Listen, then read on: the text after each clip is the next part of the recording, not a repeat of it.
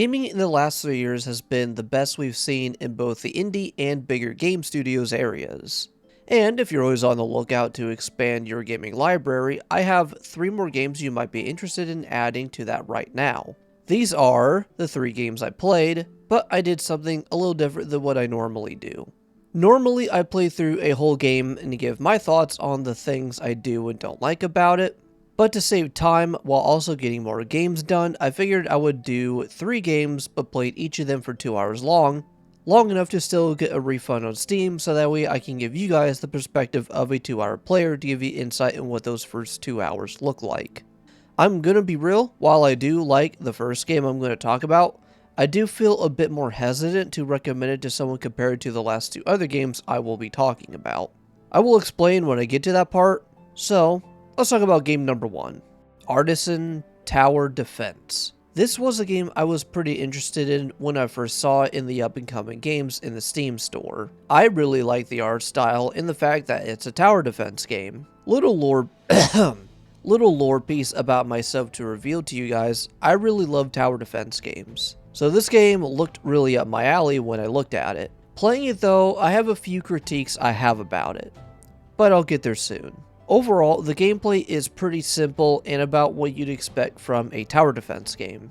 The way how the game progresses is pretty linear. There's a big map that you go through and you have to finish each level one by one. And slowly after each level you begin to unlock more and more towers that they give you to add to your arsenal of towers. But the one cool thing this game does that I haven't seen done in any other tower defense games is that you can determine the path the enemy follows by using the blocker towers. But these serve as 2 functions. You can just straight up use them as a way to block the enemy's path, but you also put on the actual towers you use to kill the enemies. And I actually really like this mechanic. This allows for a lot of creative placement you can do for your towers instead of having those boring, rigid set pathways. Another thing I really like is the art style. The art style is sort of like this medieval fantasy look, and I think it looks really nice, especially with how the maps are designed. They're very pleasing to look at, and I just absolutely love this art style. But where I have a bit of negative to say is how the rounds work with the enemy types.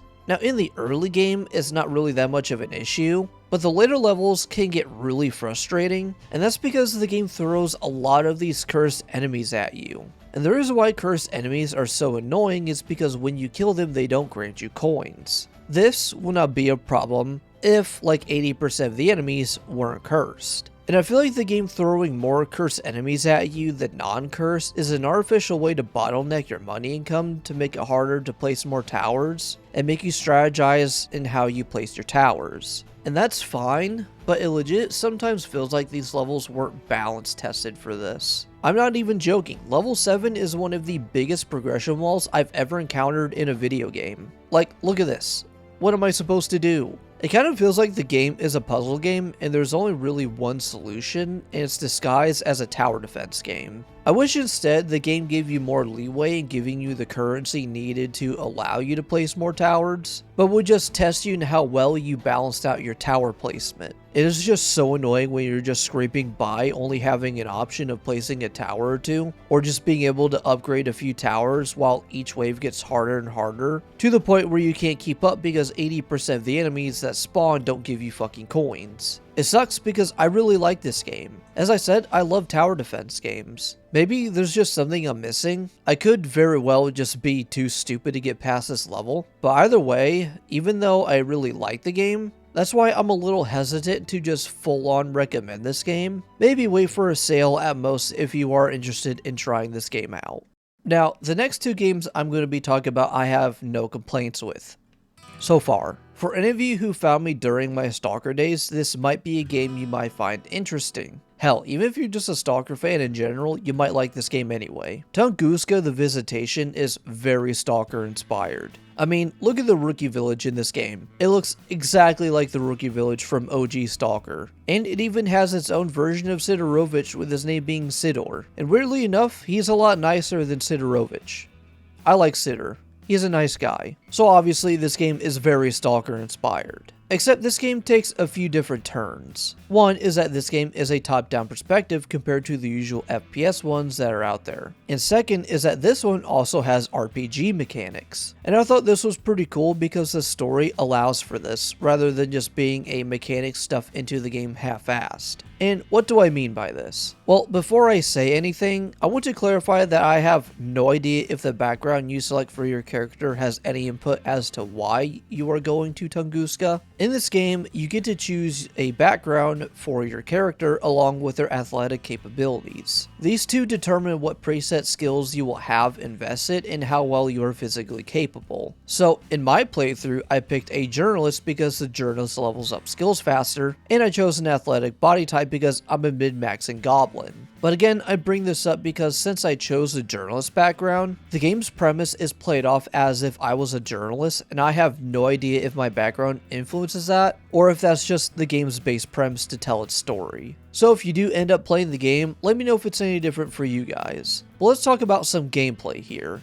As I said, this game is mostly an RPG story game rather than a survival game. And while there are survival elements in here, it's just the utmost basic stuff. Not even a simple food or drink bar. There's a health bar and an energy bar. Your health bar is obvious, but your energy bar is just basically something you have to keep up to not make your character run like shit. Sleeping, drinking, eating, and sitting by campfires will raise your energy, and you can passively regen your health as long as you keep your energy bar up and rest by campfires or heal serums. But as for how deep the story goes or how deep the gameplay loop is, I can't give a full opinion on that because I only got to play for 2 hours of it. But what I can tell you is that there is a lot of reading, and this game goes a bit old school in how it delivers that to you. Make sure you read, because if you got a zoomer brain and just skip through all the dialogue, you will get lost. The game even gives you an option to write down notes in whatever way you please. One other thing I really like about this game is how well and intelligently crafted this game is. To give some examples as to what I'm saying, there are some points in the game where it gives you choices. In this section of the game where I was going to the zone, I had two options.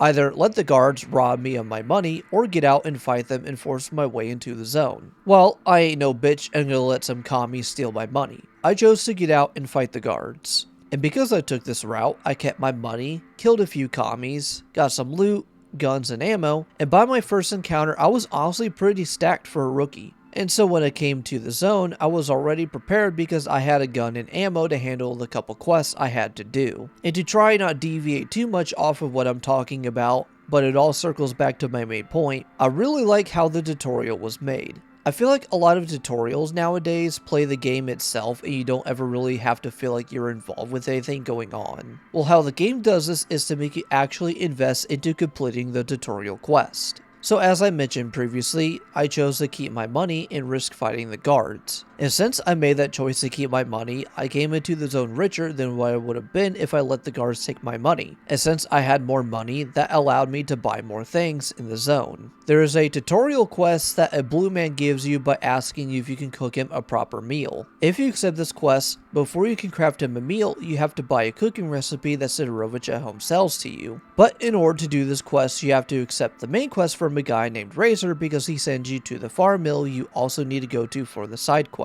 So while you're there, you can kill a 2 birds with 1 stone by doing that, making the meal for the blue man and finishing that quest. He in turn gives you enough money to buy a few things to help you prepare for your next quest. I chose to buy the body armor since the quest you have to do after the farm mill is to kill a few bad guys who I'm guessing have guns too. So having that body armor will hopefully protect me enough to not get murdered in the zone. That's if Sidorovich at home didn't take out the plates and the body armor, which is probably something he would do. But anyway, the explanation is what I mean by how well and intelligently crafted I think the game is. Everything feels like it has a purpose for setting up the next thing that's about to come, and I absolutely love it when games do that. It rewards those people who are like me and like doing those extra side bits to have a bit of extra preparedness, and of course that just means more XP for me. So I can't complain. So this game compared to the last one I talked about, I do recommend this game a bit more if you are okay with the amount of reading and taking your time with every encounter and conversation. So if you're okay with that, then I highly recommend this game, especially if you are a Stalker fan. Out of all the games I've been wanting to talk about the most, it's this one.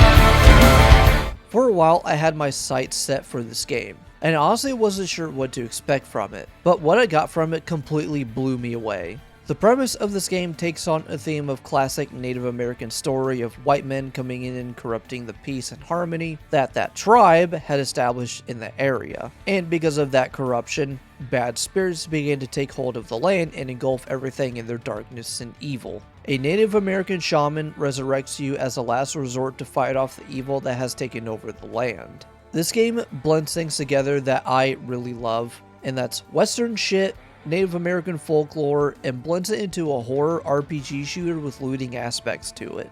This game's aesthetic is something I never knew I needed and wanted until now. Whatever this style is called, it is now my favorite. Of course, as usual, I absolutely love the visuals of the game. You can definitely see that it takes on a PS2 style with its visuals, but the whole environment itself looks really cool and feels very eerie when you're exploring the moonlit desert. And when that music kicks in while you're walking around in the desert night is just an unmatched vibe.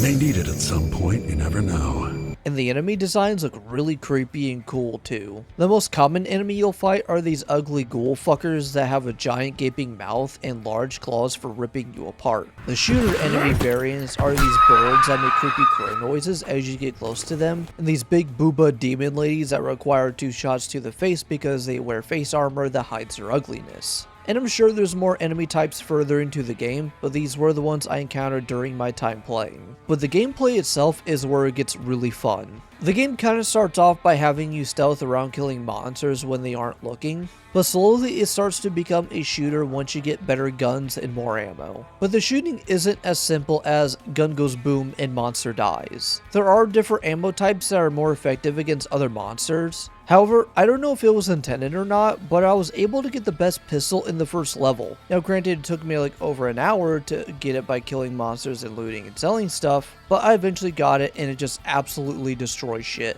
But killing and looting isn't the only thing you do in this game. This game has an open world for you to explore, and it does have side characters here and there for you to accept quests for some money. But so far, my first 2 hours have been killing, looting, and completing a couple quests here and there. Overall, the gameplay mixed in with the art style and just the overall atmosphere of the game has made this my most favorite game to play for this video. Usually whenever I play a game for a video, I'll just play it enough to make a video on it and I never touch it again afterwards. But Tunguska and Blood West have broken that curse and I genuinely crave to play these games right now as I write this. And above all else, I hope you guys enjoyed the video, and hopefully I've enlightened you to perhaps try one of these games I mentioned here. Now, as usual, after this video goes up, I will be taking a bit of a break, but the next video I'm going to work on is going to be massive. So expect a bit of time to pass before you see the next video. So if you're interested in seeing what's coming next, make sure you subscribe for that. And last but not least, even if you don't care about that and don't want to subscribe to my shitty channel, then all I ask is that you like this video to help boost me YouTube see a shit called the algorithm. So with that all said, thank you all for watching, and I shall see you when the next video drops.